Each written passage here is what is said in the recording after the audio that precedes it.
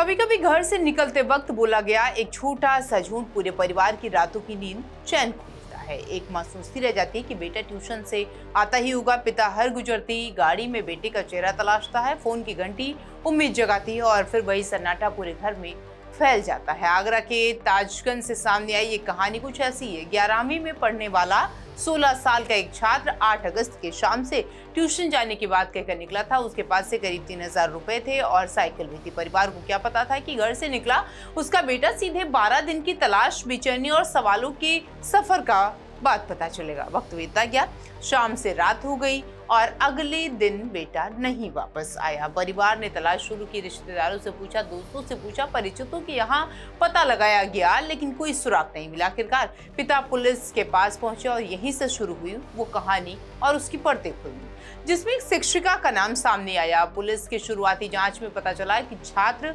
शिक्षक के संपर्क में था, यानी ट्यूशन टीचर के संपर्क में था। दोनों आगरा कैंट रेलवे स्टेशन पहुंचे। बताया जा रहा है कि वहां स्कूटी खड़ी करने के बाद से दोनों ट्रेन से ग्वालियर गए, फिर ग्वालियर से बयाना, बयाना से कैला देवी, इसके बाद मथुरा। लेकिन कहानी यही खत्म नहीं हुई।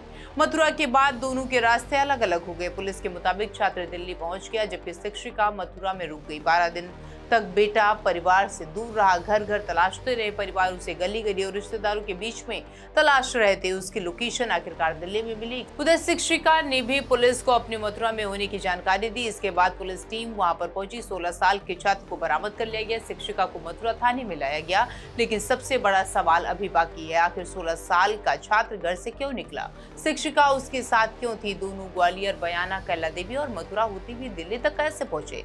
और इस पूरे सफर के पीछे की कहानी क्या है? इन सवालों के जवाब फिलहाल पुलिस और जांच पड़ताल कर रही है, तलाश रही है। छात्र के बयान में छिपे हुए हैं।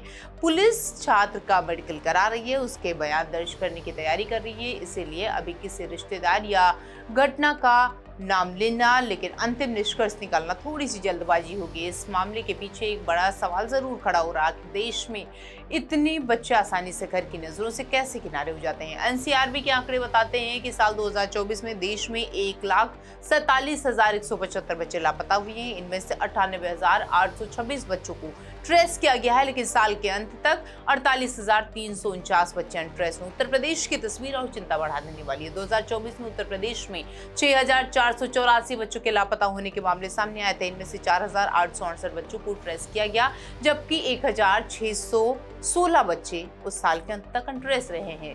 यहाँ एक बात भी साफ करना जरूरी है कि इन आंकड़ों में छात्र और शिक्षिका जैसे मामलों की अलग से कोई राष्ट्रीय श्रेणी नहीं है। यानी ये कहना संभव नहीं है कि इनमें कितने मामले शिक्षक छात्र संबंध या किसी शिक्षिका के साथ चले जाने से जुड़े हैं। लेकिन आंकड़ों का दूसरा पहलू बेहद भावुक कर देने वाला है। जब एक बच्चा घर से गायब होता है तो सिर्फ एक व्यक्ति गायब नहीं होता, उसके साथ पूरे परिवार का चैन गायब हो जाता है। हर दरवाजे पर दस्तक होती है, हर अस्पताल में तलाश होती है, हर अनजान नंबर से उम्मीद बनती है और हर दिन के साथ डर बढ़ता जाता है। आगरा के इस मामले में राहत की बात ये रही कि 12 दिन के बाद छात्र सुरक्षित बरामद कर लिया गया है। अब पुलिस के सामने सिर्फ उसे घर पहुंचाने की जिम्मेदारी नहीं है, बल्कि उन 12 दिनों की पूरी कहानी समझने की चुनौती भी है। क्योंकि असली सवाल अब ये नहीं कि छात्र दिल्ली क्यों पहुंचा, असली सवाल ये है कि घर से निकला तो उसके मन में क्या था, शिक्षिका उसके साथ क्यों थी, रास्ते में क्या क्या हुआ, 12 दिन तक परिवार से दूरी क्यों बना के रखी गई। इन सवालों के जवाब छात्र के बयान के बाद ही सामने आएंगे। फिलहाल एक परिवार के लिए सबसे बड़ी राहत यह है कि जिस बेटे की तस्वीर 12 दिनों से आंखों के सामने घूम रही थी वो मिल गया है। लेकिन इस कहानी ने एक बार फिर से चेतावनी दी है कि बच्चों की दुनिया सिर्फ स्कूल, ट्यूशन और घर के बीच नहीं है। उनके आसपास बन रहे रिश्तों, बातचीत और बदलते व्यवहार पर